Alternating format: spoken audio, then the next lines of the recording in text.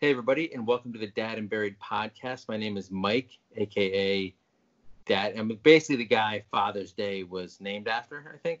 Yeah, that's right. Except it should have been called Dad's Day, but you think that got messed up somewhere in the paperwork? I like the formality of father. Have you ever called your own dad father?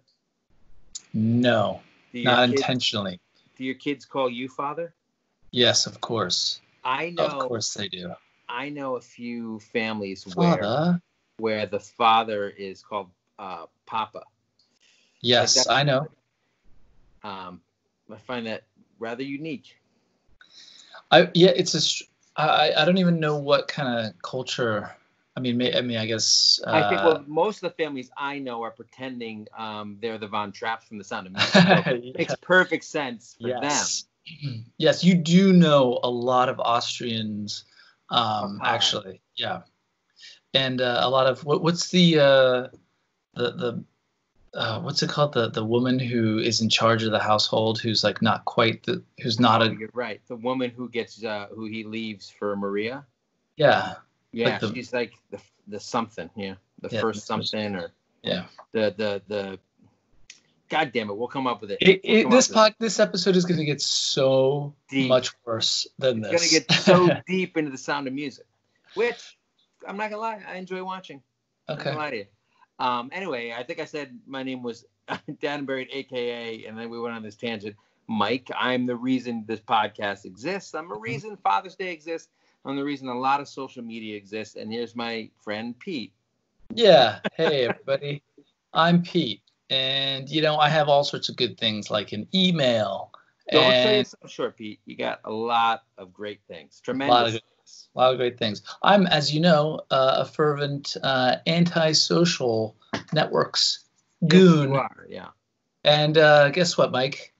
I think it's pretty much coming up Pete. It's working. These days. It's working out for you. Because these social networks are. I'm gonna get into it yet, because you know what, this episode, fresh off of Father's Day, is all about celebrating dads. Because we forgot to even mention the words Father's Day last week. You know why? And I said this when I posed the question on Instagram. We don't really care. I don't care about Father's Day. Do you? Except for that it's the best day of the year, period. Because your kids leave you alone. You're one of those families. You choose to spend it away from your kids. Yeah. It's called benign negligence. Oh. Or benevolent negligence. Anyway, negligence. Just I don't know that it's benevolent. It's benevolent for you. It's not. Oh, please. You know what it is? These kids need. Actually, I was listening to the WTF podcast, and Mark Maron. Yeah, Mark Maron. Our colleague. Yeah, exactly. And he was interviewing Jerry Seinfeld, and Jerry was saying that he was like just left alone when he was growing up. His parents did his thing, and he did his thing, and it was perfect. Because his parents were orphans. They were both orphans. They were both used to being on their own. And then when they had a kid, they were just like, yeah, do your thing. Exactly. And look at us. Is everything okay? Was that a sound you made? Do you need help? Yeah. It's just, it's just too much. So Father's Day is in remembrance of just, you know what? I hear a sound. Why don't you deal with it? Just figure it out. Oh, you can't open something? Then don't have it. How's that? Try that. I spent my day with my kids. We went to my parents in Connecticut and availed ourselves of their pool. Oh. They have been, my parents have basically been completely isolated during this whole thing. And my wife and I certainly have, and my kids, especially since for a month my wife had it. So for the 2 months since, we've been extra cautious. How's that exchange like when you're hey Mom, we're coming up? Oh, okay. Well, no, Sounds good. What worked out is it has been a long time since she saw our kids, and she really wanted to see our kids. Okay. So that worked in our favor. So we had a lovely weekend, hung out in the pool. The weather was just it was just perfect, Pete. Let me tell you, it was perfect. You've been to Connecticut. You know what a paradise it is. It's paradise it is. Yeah, except for all the assholes that live there. It's awesome. Kinetic cunts, I like to call them. That's nice. So people who don't know where I'm from and stuff. So this weekend, my wife took maybe the best picture of me that's ever been taken in the pool with my kids, where I'm sucking in, and she apparently snapped at the perfect moment where it doesn't look like I'm sucking in. But I mean, if you've ever seen me in person, you will realize that like I've lost like 15 pounds in this image somehow. But I'm wearing this hat, and a bunch of people refer to me as a masshole in the comments. And they don't realize that I only lived there for a short period of time. I'm just an asshole in general. It's not regionally based. Yeah. You could put any state in front of the word that asshole, and it would work actually. Kinetic asshole doesn't work, Pete. You're wrong. That's why I coined kinetic cunt. Well, you are just a literary towering genius. I'm a wizard. I'm a wizard, and that again is why we're having this episode, because I'm an amazing dad and I deserve to be celebrated. And this is it. I launched the podcast. This is it. And then I asked a bunch of people what the dads in their life are good at. And I said, throw in some bad ats if you want. You know, we don't want to break too far from the format of the show in which we talk about horrible things. So I did get some of those. But I got to say, I'm a remarkable dad. Okay. Well, why don't we do this? Why don't we? Because I can't. First of all, I can't wait to get into it because how remarkable you are. But I know we got a few things we got to do first, right? We got to just. I want some compliments from you for once, Pete. How about that, Mike? Your beard is so full. You can grow the fullest beard. You know this is on video right now, and I don't even have a beard. Yeah, but I'm just saying, I know that you can grow a full beard, and that's quite an accomplishment for a man. It's nice to have a full beard, or at least the ability to grow one. Some of us can't. Some of us just have one thick hair that grows at the base of our neck. Okay? We're 70 episodes in. We've been friends for, 10 plus years. Acquaintances for about 7 of them, and then friends for 3. 7 of those episodes. Maybe even longer than that, because when I came up for that quiz show, we met, and that was 2003 or 4. Anyway, and the best compliment you can come up with is that I have a full beard sometimes when I have a beard. And that's what we're going to get into after this.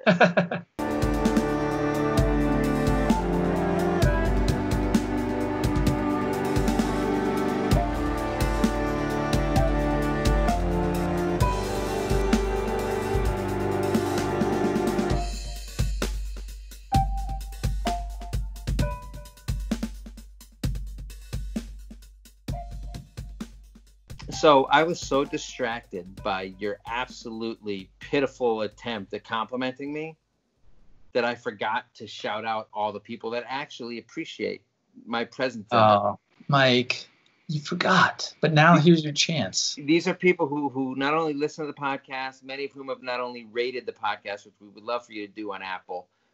They have, maybe some of them have even left reviews. What? And I love reading about what people think of me. It's one of my favorite things. My favorite review, I have to say, was on our 60th? What was our episode where you had to play the clarinet? And the person just a 200th comment. That's what it was. Musical notes, yeah. Just musical notes.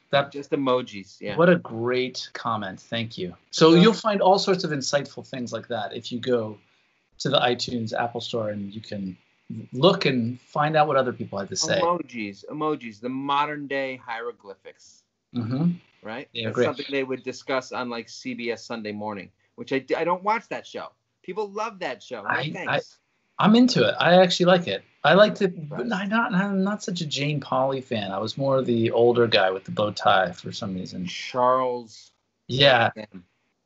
Turwit. Well, Charlie Osgood, right? That was Charles Osgood. Yes, that's right. Charlie Turwit is a shirt. And John Maralt or whatever was like the original one, something like that. There's no way to know. There's no way to know. Anyway, so I'm not a big fan of that show. Block me. I don't give a shit, right? So all these people support us. A lot of them even give us money, right? So we want to run through really quickly since we forgot to at the top, since I was stewing over the weird comment. These are the people that have given us some money. We really appreciate you. Ryan Miller, MS Babayan on Anchor. Take Your Kid to the Door, Chris Coleman, M. Cedeno, 1980. God damn it, I said I wasn't going to say the 1980 anymore. Mallory McKenzie, Miriam Tina Davis. Now, every time I say Miriam Tina so much, I have to tell everyone, Miriam is one person, Tina Davis is another, and she is not necessarily related to Jim Davis, the creator of Garfield. Garfield, by the way, had his birthday recently. Pretty sure it was Garfield's birthday and not Jim Davis's. Anyway, We also got Lindsay Woodruff, Andrew Sandoval, Barbara Geiger, Bill D'Amica, Dana Bosday, Jacques Auvert, Morning Glow. Bill D'Amica reached out and wished me a happy Father's Day. It's very nice of him. There you go, Bill. Cotton Farmer AZ, Wes Clark, Jennifer Wynn, Julie McCarthy, who also wished me a happy Father's Day, my old friend Paula Polsky, Mary Williams, and Julie Burton. Those last three did not. Actually, Julie Burton may have. You know what? Way to take wonderful human beings that have done so much for us and just like call them out. It's called spite. Yeah. Well, that's very Trumpian of you. Let's start by saying first and foremost, happy belated Father's Day to all those fathers, which we just completely glossed over last week for no reason whatsoever. We just completely omitted it from our minds, even though Father's Day is objectively the greatest day for a person. Your birthday can go suck it, right? For a person. Yes, regardless of gender. Does your wife leave the family on Mother's Day the way that you do on Father's Day? Well, first of all, it's not a day; it's a weekend. No, okay? It's a week. I put up a poll. People got so mad. No. I mean, I'm not saying the Father's Day is a day for sure, but Mother's Day we make sure I get lots of space and that she can do so that there's enough time for her to get out. But then enough time, she'll come to me and say absolutely crazy things like, what do you guys want to do? Should we go somewhere together? And I'm like, I don't know. On Mother's Day or Father's Day, she says Mother's Day. My wife always wants to do stuff. Yeah. You know what? Doing stuff is overrated. I just assume that I'll just take everybody and we'll just go somewhere. Like, that's it. You do you, we'll do us, and you can. Yeah, I mean, there's a little bit of interaction in the morning. But you're talking Mother's Day again. Yeah, okay. Father's Day, but on Father's Day, you're just out. I expect nothing less than just complete silence. If anyone comes near you, it's fucking over. How about this? Let me just describe my Father's Day. So I was able to sleep in, which was so nice. And then I was woken up to a wonderful sort of gaggle of people outside my door. We're like, okay, go ahead. I had to kind of pretend to be asleep, but that's okay. It wasn't hard. And then they proceeded to do 20 minutes of pantomime about Big Time Rush, the show that everyone in the house knows I deeply hate. And that was part of the joke. So they pranked you? 100%. Was it enjoyable, or were you just seething the entire time? No, it was great.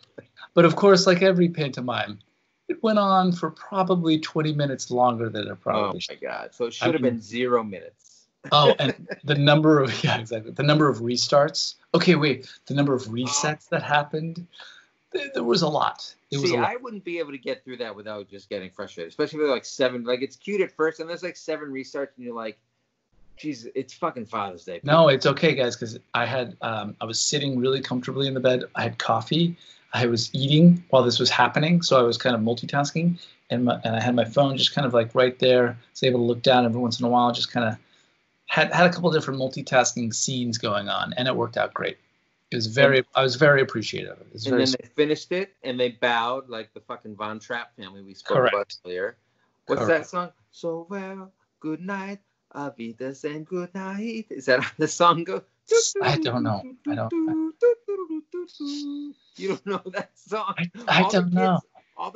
I get it. I do know that song. It's just this is cringing me. Don't pretend. Yeah. The Von Trapps are fucking. Don't make me sing Edelweiss. I don't want to. Anyway. So then that was it. They did that, and then they were gone for the day. And you never saw them again. No. We ended up. I was able to slowly kind of rise and shine, and then we ended up going for a walk. Rise and grind, right. We ended up going for a walk collectively as a family in our neighborhood, and it was 9,000 degrees, I believe, was the temperature, and that's in Kelvin because New York City went from 44 and rainy, to now 90 impossible to breathe, inhale air without scorching your lungs. And we went for a walk that lasted 2 minutes before everyone started complaining. Well, that was my next question. This walk, was it like we're going to walk down city streets and pop in a few places, maybe grab some brunch? It's quarantine. Yeah, but they've closed talked about last week. They've closed off one benefit of this quarantine in the city is that they've closed off streets to traffic, which is actually quite nice. So it's made large pedestrian walkways, and actually it's some of the stores along those pedestrian walkways, as you know, Mike, were in phase 2 of reopening, which basically means that like human beings can like now like look at each other, but with your mask on, but just like a quick glance. Don't look at me too long. I'm sorry here. Are you mocking the safety precautions? Do you think that we're overdoing it? No, I'm not. What I am saying though is walking down the street and you had someone else had a mask, like you just didn't want to be anywhere near them. But now there's sort of like that eye contact and like, hey, this actually could be fun and people are around. And so that was quite nice. So I didn't interact. So what I was wondering is because normally when you live where we live, one of the benefits is if you take a walk, you can like walk and wander down streets with shops and bars and pop in and like do stuff. I'm not a big fan of just walking for walking's sake, which it sounds like is what you guys did or do sometimes, just wander around aimlessly. Yeah, we did that. No, the objective was both ice cream and then on the flip side, frozen margaritas. So do you think your kids are going to grow up and they're going to remember drinking all those frozen margaritas with their dad on Father's Day and drinking frozen margaritas? I don't think so. While he ate ice cream, it was a weird day. It was weird, strange. What's your favorite ice cream flavor?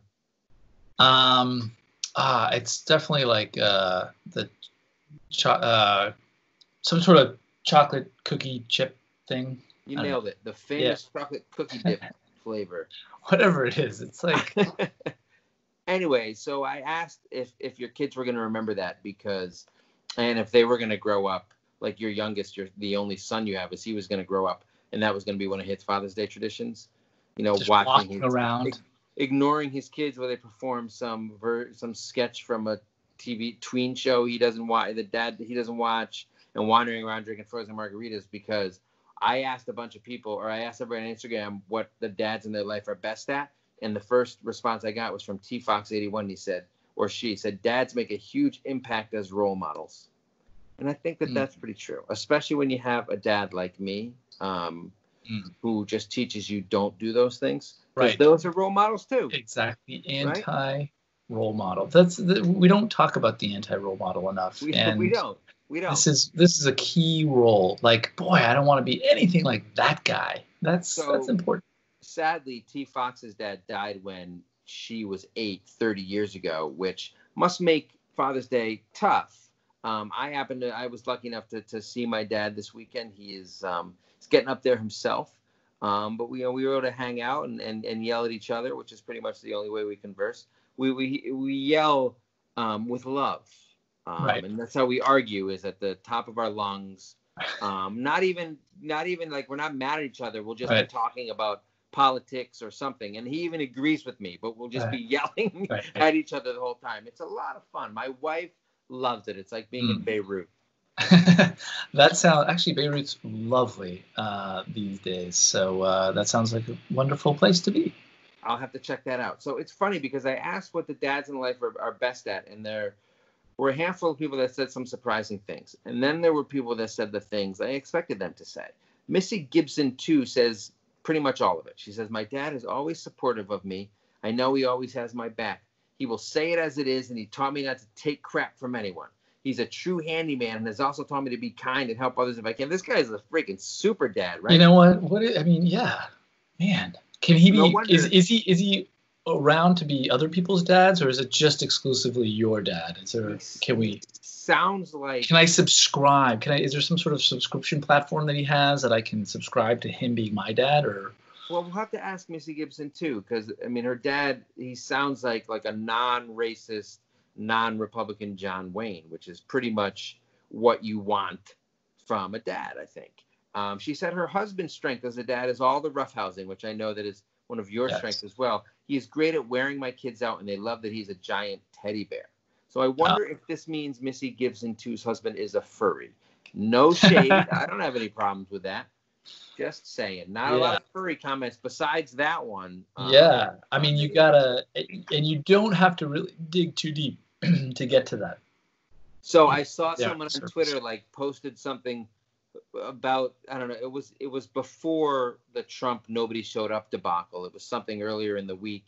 And it was like a bunch of people were retweeting what he said. He said something anti-Trump, and a bunch of people jumped on it and really liked it. And then he was like, I don't have a sound, because sometimes when something goes viral, they'll send a next tweet and it'll be like, I don't have a sound clip or anything, but just FYI, I am a furry. So if you go digging down my timeline, there's going to be a lot of furry stuff. And I just thought that was hilarious.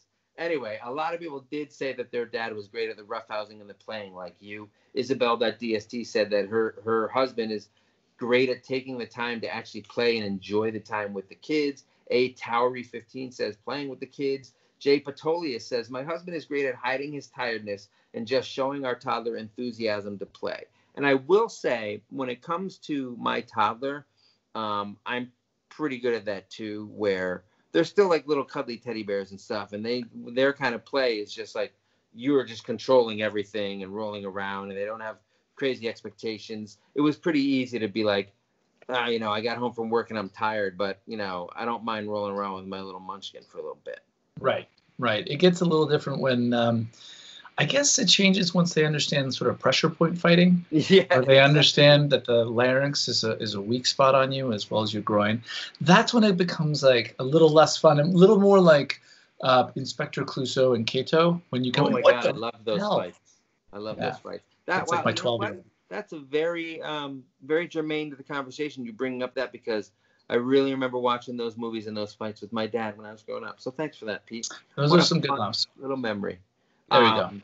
Dana Bosday said, my hubs is amazing at playing with our kids all the time. He's creative and imaginative with them. They do not come looking to me to play, and he is so patient and disciplined, doesn't yell, everything I am not. But the man can't find anything have to do with it. That has nothing to do with being a dad.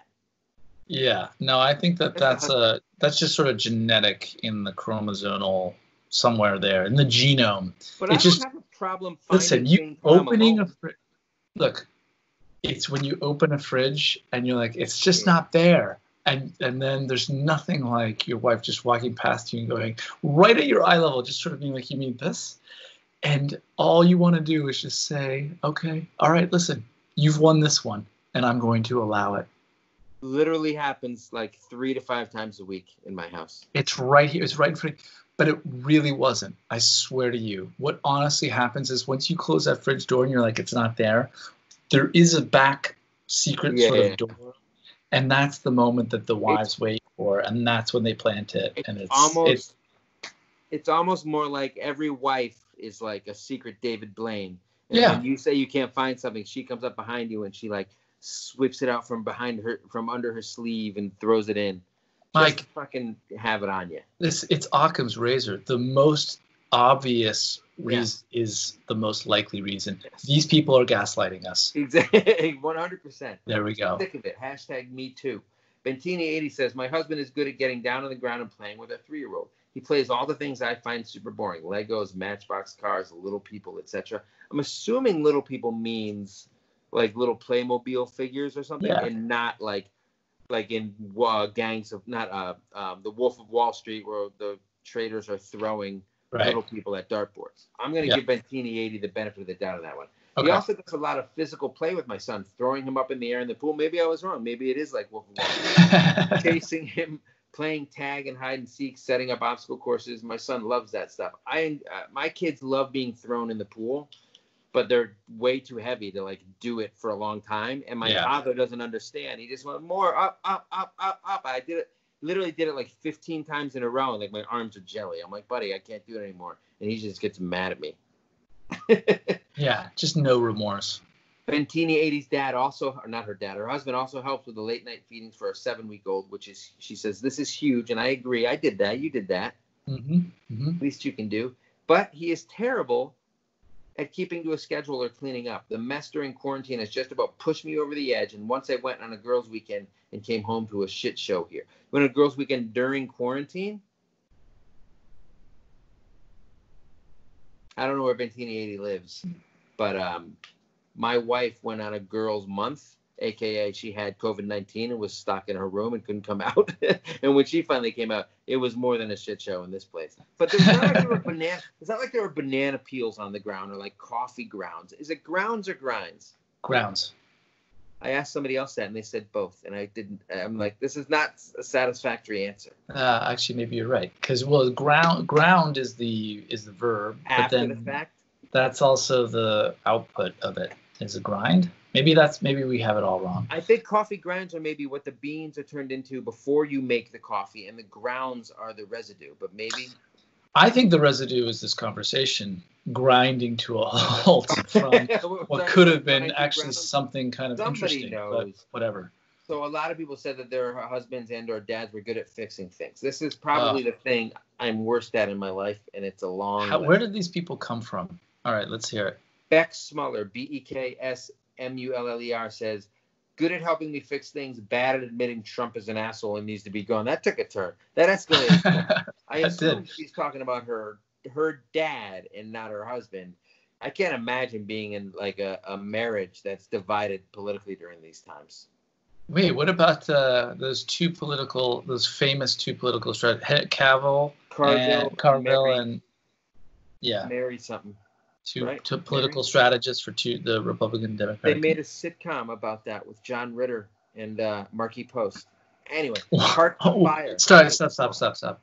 How on this earth, this pandemic, socially injustice ravaged earth, did you pull that out of your butt? Who doesn't like John Ritter and How did you? Post? What show is this? Hearts of Fire, I believe. Hearts of Fire, not Hearts of Fire. Hearts of Fire, which is that also the name of the song in Rocky V? No, it's Hearts on Fire. Hearts on Fire. Okay. All right.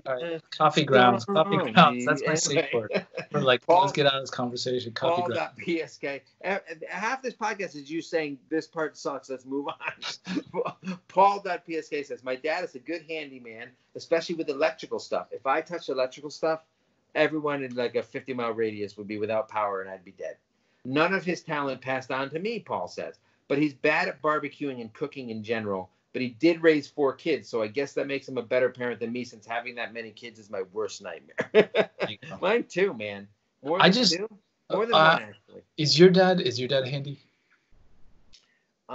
He's not the kind of guy who's like gonna, do some carpentry.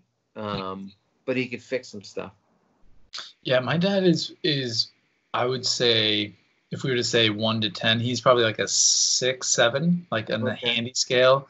But he's not the level of handy that, first of all, I think I'm probably a 4. Like I've hung shelves in our apartment, and I'm not happy with them. I'm a 1. Okay. Yeah. Yeah, it's bad. I can use the air pressure tire filler at the gas station. Okay. That's about it. I'm pretty good with the vacuum at the gas station. Yeah. I am pretty good with that, actually. That's a good point. Thank you. Okay, so maybe I'm a 5. Yeah, there you go. That's a good bonus. Bia012 says her husband is bad at fixing things, but great at calling someone else to do the work. There we go. So a lot of people these days would be like, just go on YouTube or just Google it. No, like I can have instructions right in front of my face. I'm still gonna get it. My brother-in-law changed his car light bulb by taking the front off of his car, which is like a BMW, and my parents will not stop talking about it. Like it doesn't matter. It's been like 2 years. And like, hey, how proud they are of that he did that? Are they proud or they're like in awe? Everything, all of it, all of above. And then they finally come to me and they're like, oh, so what are you doing? Oh yeah, still podcasting, huh? Okay. Cool. Don't tell them who it's with. So this one I did not expect, especially in my house. So the playing with the kids, yes, definitely I'm the go-to guy for that. Mr. Fix It, I don't do that, but it's a clear dad cliche / stereotype. This one I think goes against the grain. Patience. JenBen801 says her husband is so patient with our kids. He very rarely yells at them. He helps me stay calm too. Strike 3 for me on all of those. Deeds. My husband is way more patient than I am, and he knows how to actively play with our toddler. half an acre. My husband is so good at separating work-life stress from home-life stress. He's not so great at noticing when his tools and etc. have been sitting in the way for 6 months, but it sounds like he's using his tools, so he's a Mr. Fix-It too. Yeah. Do you bring your work home with you? I mean, obviously not now, literally, because everyone brings their work home with you because no one can go to their office. Quarantine, baby. COVID-19. Let's give it up. Yeah. No, right? that's a great shout out, Mike. Thank you for that. COVID-19, everybody. What? I think we need to say at the end of that. Yeah. Thanks, COVID, for really making this. Yeah, boy. Well done. I'm an exactly. entertainer. Exactly. So bringing the work. So no, I don't bring the. I definitely separate. In fact, I don't really like to talk about work when I get home. Like, it's just, I don't find it, because I kind of I feel more sort of stressed when I talk about it than if I don't. So I tend to not talk about it and just be like, things are fine. And then, or not fine, but just I don't want to have it bring the mood down of the house. It turns out, though, just by turning the key of the door, the energy changes real quick, and it doesn't really matter. And what was like a wonderful sort of moment between four people, when player 5 enters, it's just pandemonium. And one of those players will then accuse the 5th player of, what are you doing? And so you might be stressed out about work, and then something happens, and all of a sudden you just shift into stressed out about home. You can't even think about work anymore. You're just pissed off at the kid situation. No, not quite that bad, but I actually prefer, it's more meditative. Like, once I get home, I know exactly what I need to do. I'm going to go through the motions. Dinner, go and help with dinner, do the bath, all that stuff. Yeah. And did you watch The Wonder Years? I did, yeah. So the dad on that was like notoriously grumpy. He would come home and he's just a dick. It takes him like an hour. Like, he's just the classic, like, not honeymooners, but kind of in that mold, like, needs to sit down, have his beer, and he was always pissed off, and he would grunt at his kids, that kind of thing. You remember that? Dan Loria, who I saw at a bar in Midtown once. Dan Loria, one of the best celebrity sightings. Are you talking about my hero? When I was 9 years old, watching that man, being like, man, that guy's got it right. That guy knows what to do with that beer and his carpeting store. He sold rugs. Yeah. I don't know if that's true. Actually, maybe he worked at more like a precursor to IBM kind of thing. We'll get into this next week when we cover Hearts of Fire and Wonder Years and Coffee Grinds.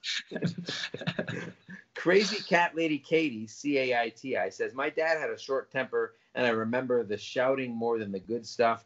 That sounds like my house, but he makes the best sandwiches. None really compare. Well, that's good. That's great. You gotta take the good with the bad. It's good she remembers the sandwiches.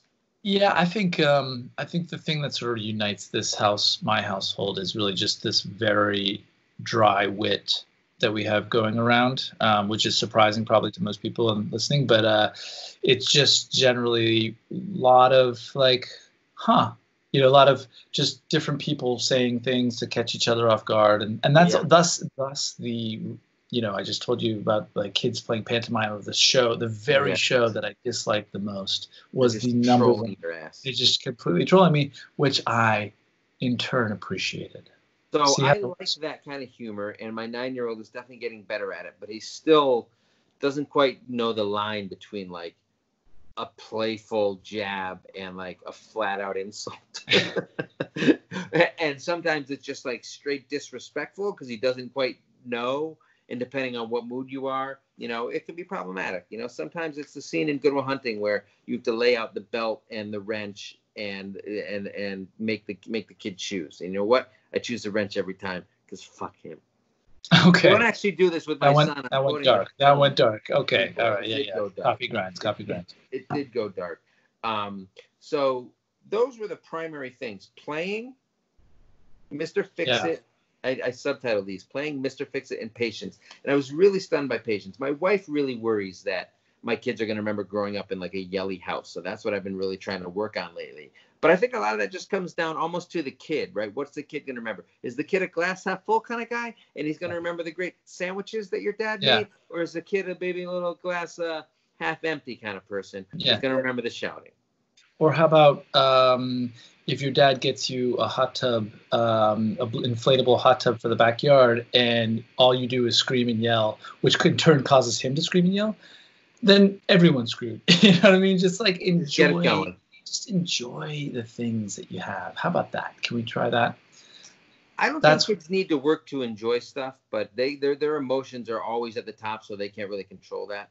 I need to like convince myself to enjoy something sometimes. Just enjoy this. You know what it is my kids will play together, and they'll play very well, but they'll play really intensely. Yes. And there's a lot of just loud noise, and that unfortunately is like my one. I just can't handle that level of.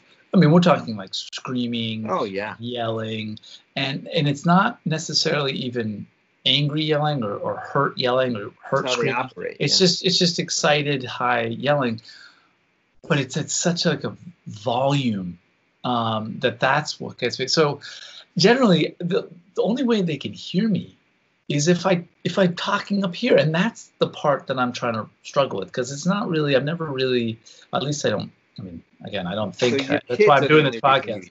Yeah, exactly. Thank you, Mike. Your kids are the problem, which we all know. Everyone listening is sympathetic to that. We all know the kids are the problem. God, that's why Happy Father's Day. Just leave, just one day. I hear you. I'm gonna think about that. All right. So what'd you do on your Father's Day? We didn't even get it. I mean, outside of that, so you went to the pool. It was just part of the weekend thing, and like there was nowhere for me to go anyway during the quarantine, right? So, I hung out at the pool. But typically, I've had opportunities in the past. Stay over? Huh? Did you go up and come back, or did you? No, we stayed over for a couple of days, right? Oh, okay. But like normally, like every once in a while, you get a chance like to go to a baseball game with Tim or whatever. Right. To do that. And I did that I think once maybe, or maybe I didn't. But I don't. You know what? I'm not. I don't mind spending the day with my kids, but ask me again. Mike, you're blowing the cover of this whole in the middle. This whole episode that you actually love spending time. Haha. I'm a nicer person than you. I think it's that's easy. People realize. Yes, you're right. So I did get a bunch of random comments that didn't quite fit the mold. The Knobstagram, and this is a dad, right? He said, "I'm a clean and neat freak. So I keep our house correct, which is handy as my wife is a slop." So this guy wrote in to say what was great about him as a dad, which I really appreciate. Because who's going to do it if not the Knobstagram? Jay Marcil, another dad, says, "I'm terrible at being the bad guy disciplinarian. I want to be firm, fair, and reasonable." I struggle with that too. We've talked in the past where my wife gets upset with me because not only do I yell too much, but I'm often unreasonable with my punishments, or just I'll fly off the handle and like say, "You're not graduating high school," and she'll be like, "What?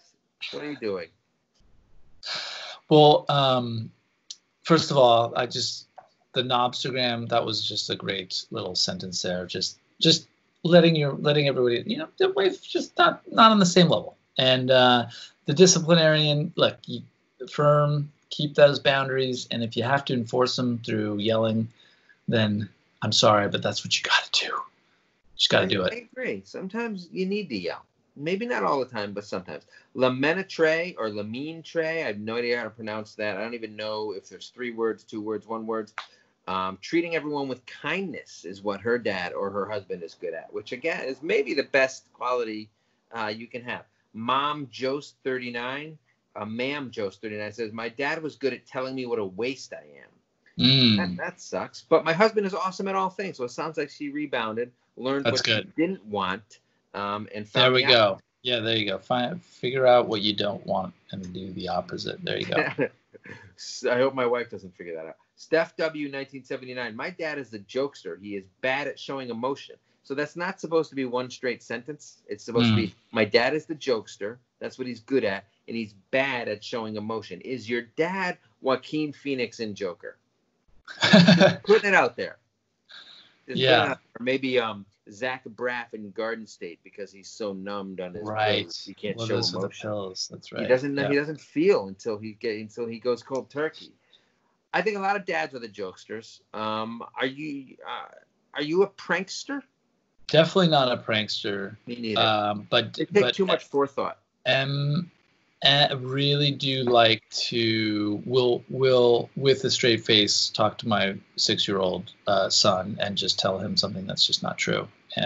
But then eventually get him to understand. Lying. No, like in a playful way that he'll understand. Be like, wait, hold on. Are you kidding me? And that's the part where that's what I want. That's the sweet nectar of parenting that I love. You should film those and put those on TikTok. Yeah, that's good. Why don't you? Or he should. He'll probably will before you. You know what? Yeah, exactly. He's already got an account. It's great. And TikTok's already monitoring my bank account, so it's all good. When I hear jokester, which is what Steph W. called her dad, I think like dad jokes. Like, I'm tired. Oh, hi, tired. Nice to meet you. I'm dad. And you just want to punch the person in the throat. I'm not above those. That's cool with me. If someone's really in pain, really, really having a tough time, and says back hurts or something, just coming back with a just kind of dad joke of like, oh, really? Well, it's killing me, So there you go.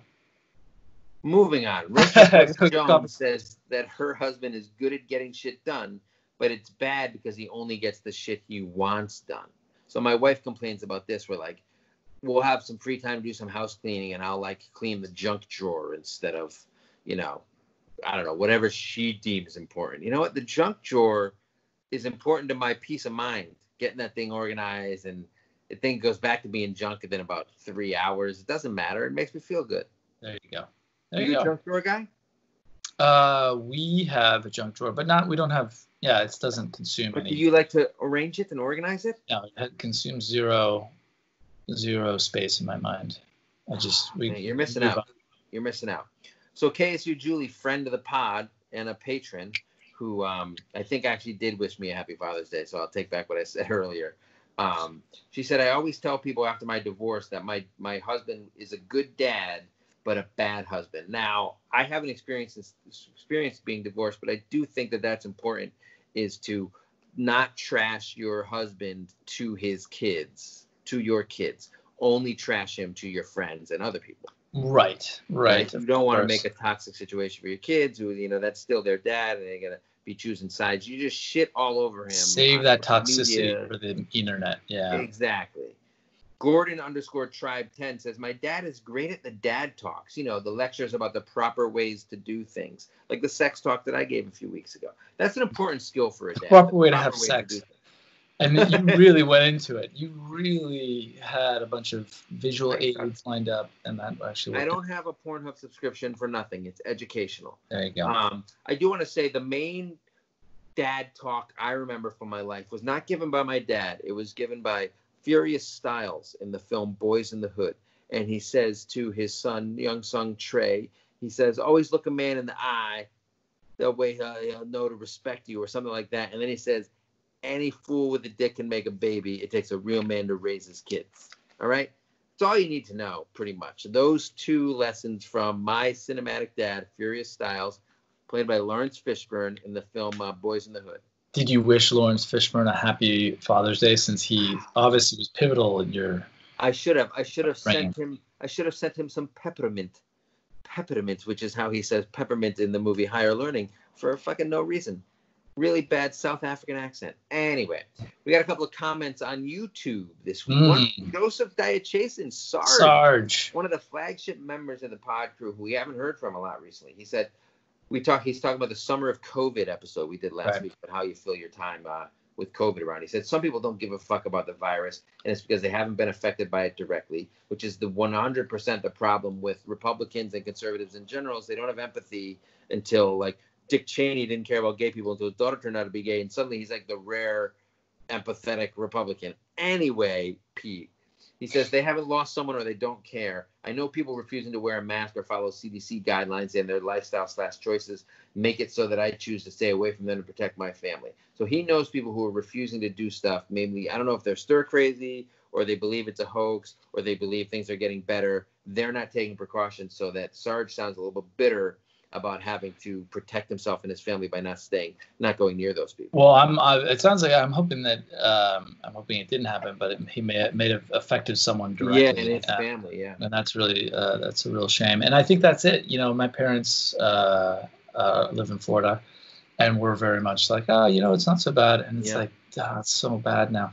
But yeah, I mean, it's just this. It's willful. It's kind of willful ignorance, or not kind of. It is willful ignorance, and we know exactly what the issue is. We know how to. New York City, New Jersey, Connecticut, that were the epicenter in the world. We slowed it down. We definitely didn't bring it too much, fully under control. But ultimately, it's like I don't even know how you would. State of 19 million people get it that low, but it's much more manageable, I will say. And all the places that were cavalier about it and disregarded all that stuff and didn't close anything down, those are the places that are spiking now. It's weird. So I went to Connecticut. We talked about this last week to stay at my brother's place while he was away, and we kind of had a big conversation about, what are the protocols? Like in New York, you walk around, you have a mask, period, full stop. Like this is it's just dumb. It's more respect. It's actually more like, I'm wearing this. Yeah, I'm wearing this for you, and you're wearing it for me, and yada yada. And actually, it works, and that's I think why it's been as low as it has. People think New Yorkers are assholes, Pete. That's just you. It's just me. Just me that holds that title. Like, oh, it's Pete. He's the asshole. So in Arizona, so we've gotten our numbers down, right? And meanwhile, a place like Arizona, where Amber McKnight is, it's really spiking. And she says when she goes out, nearly half the people in the grocery stores don't wear masks. I'm not sure if the spike is due to that or because Corona loves heat and it's fucking hot out here. My mother blames the rise on the Native American population not taking precautions. I am sad to say she's obviously somewhat racist. I vehemently responded that she was wrong. Then she and my dad went out to lunch at a restaurant that had just reopened. So no, I'm not sure why the Corona is on the rise here. A lot of thoughts in that one. A lot of mixed emotions about her mom. But it is frustrating that a lot of the people who are disregarding the precautions do believe there are other reasons for it, and they believe nonsense. And the people that are like, I'm not gonna have my rights infringed upon by wearing a mask. It's just infuriating. What I want to do is I want them all to eat at the restaurant that does not enforce employees to wash their hands. Oh, gross. Whose rights have been mandated for so long. Like, it's not a right. It's just a public health. Like, someone serves you food and they've just come on. It's the same thing. It's the same. It's not even.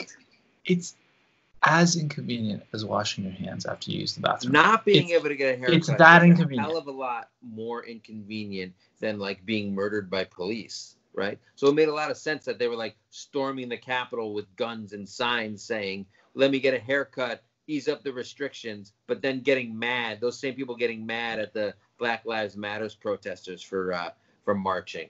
Yeah, look, it's a big mess in America right now, Pete. It's a mess. It's tough, and you know it's that we're coming out. It's summertime. It's supposed to be this nice feeling. We did our job. At least we did it in the tri-state area here in the Northeast. I mean, we didn't. I mean, we got nailed real bad, but we had no idea. Anyway, whatever. We're on the other end of it. Or on the other side of it. Day has our last comment of the week. She says, "You guys nail the parenting thing week after week, but the summer of COVID one really nailed it." Wow, thanks, Dana. I do feel better that everyone wants to be better at. Oh, this is not even the summer COVID one. This is what we want to be better at. Right. He said, "I do feel better that everyone wants to be better at not yelling at their kids. I yell about everything, just like my mom did, just perpetuating the cycle. My hubs," she used hubs earlier. Ease up on the hubs, Dana. "My hubs doesn't yell, and it's so hard to co-parent with someone who is just better at it than you and makes you feel like crap, intentionally or unintentionally. I do also wish I was better at playing with my kids. Again, my hubs is so much better at this than me." So this ties in very well. I don't have the energy, imagination, or creativity for it. That sounds a little bit like me. I don't have any of those things. But you know what I have? I got a lot of love in my heart for my children. Actually, I think that's cholesterol. Probably both. So the two, they are kind of similar, but one is really from plaque that's coursing through your body as you're eating food. What a hurtful thing to say. You started this with some kind of bullshit non-existent beard, and now you're telling me I'm a heart attack waiting to happen. I did mention on social media that my left arm was hurting, and like 10 people were like, "That's the sign of a heart attack." I'm like, "Am I really that fat?" Go look at the picture my wife posted me from this weekend and tell me who's fat. Mike, you wear hats really well. Thanks. You certainly are engaging. Okay. Look at this. You know, you've and you're you are not a beer snob, which I think is really nice. Oh, so this was do we think you think I'm a beer snob? Because I'm sorry I'm not drinking the Narragansett, which was like the flagship beer of the show. That was the flagship beer. You know why? $7 for a 6-pack of Tall Boys. It doesn't matter what it is. Just buy that. When's the last time you had a Narragansett? The last time we were in the studio? Yeah, exactly. Unbelievable. Wow. So you just saved the trash for me. You know I'm a beer snob, and then you purposely bring... say that? Yeah. So what so just so everyone knows, I would always bring the beer. So there we go. So who brings the beer gets to choose the choice. And honestly, volume is better. Get to choose the choice. Yeah, of a new generation. You didn't let me finish. It really also doesn't make sense. None of it makes sense. But you know what does make sense?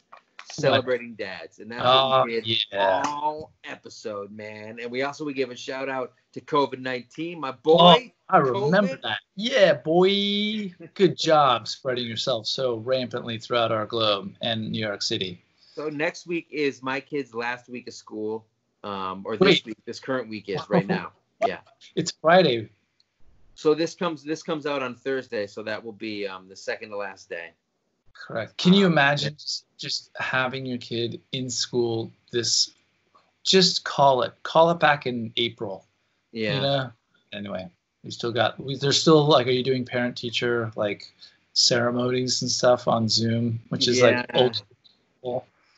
Sort of stuff. There's some stuff going on. My wife was making like an end of year video for the class because she's like one of the class moms, and midway through it was just like, don't volunteer for stuff. She's just like just compiling videos from all the different kids and putting them together to like make a montage, and it's long and there's all sorts of people saying stuff. She's trying to lay music over it, and she's just like spent literally like 14 hours.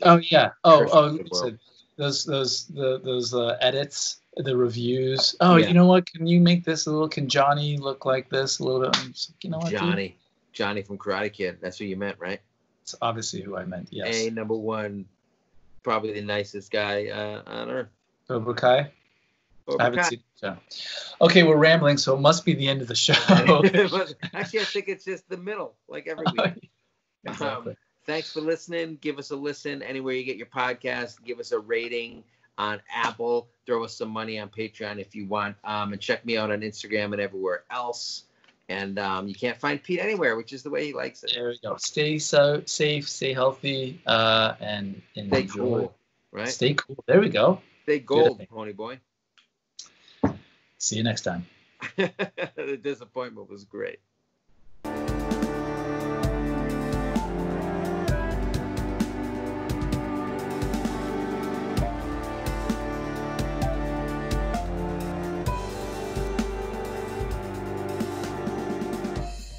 I don't know why you would still be watching This Isn't a Marvel Movie, no matter how much I look like Paul Rudd, which you can deny it all you want.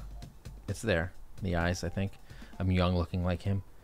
If you enjoyed the podcast, which you obviously did or you wouldn't be listening still, sign up on iTunes, Spotify, wherever you want to listen to. Comment here on YouTube, subscribe, hit that like button.